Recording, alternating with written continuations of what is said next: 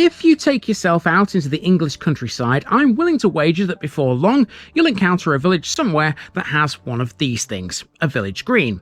Not every village has one, but a lot do, and normally they're the focal point of a place. Often immaculately kept, a lot of them resemble a fine carpet. An untidy village green is a rare sight. They're often decked out with various items like memorials, crosses, statues, sculptures, bunting, phone boxes, shelters, benches. The list goes on and on. So why do villages have these things? How did they come about, and what modern purposes do they actually serve? Well, to understand a village green, you first have to understand the concept of common land. Common land, simply put, is an area which everybody has the right to access and use. We usually refer to such land simply as a common. We've already been to one of the best examples of a common in the UK, Westwood Pasture in Beverley, which has an extensive list of rules and regulations you must follow. Other commons also have similar do's and don'ts. Due to the process of enclosure, which began mainly in the 17th century, the extent of the UK's common land is now much reduced. We once had hundreds of square kilometres of it up and down the country. It still exists considerably, but it's confined now to mainly upland areas. We have 8,000 registered commons in England. So how does that relate to the humble village green? Well, historically, a village green was used in the same way as a common would be. It was a patch of grassland that cattle could graze on, and there was often a pond which they could use to drink. Most greens originated in the Middle Ages. They were often at the edges of rural settlements, as opposed to in the centre, like many are now. Several of these early greens still exist, and we still refer to them as commons in some cases. Two fabulous greens we've seen like that on our travels so far are at Foxton in Rydale and Stillingfleet in Selby.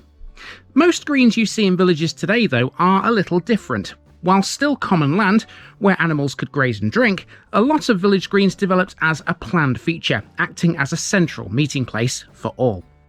As such, a lot were planned around village centres, usually close to a massively important feature. In front of churches, chapels and shops, or at major road junctions are often where you find them. Aside from still offering food and water to livestock, planned village greens provided common land for other reasons. They were, first and foremost, an open-air meeting place for the local people, and so they could be used for public celebrations, like May Day festivities. That's why several village greens have maypoles on them. Games were played on some of them, ranging from traditional, informal ones all the way through to organised sports, like cricket. Some greens were purposely created to act as a trading place, serving in much the same way as a market square would in a town. Incidentally, some current market squares in small town centres actually originated as greens before they became more developed over time.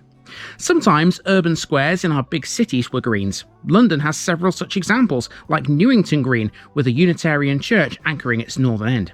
You often find suburbs with the word green in their name. That's a clear indicator as to how they began, even if there's no green visible today.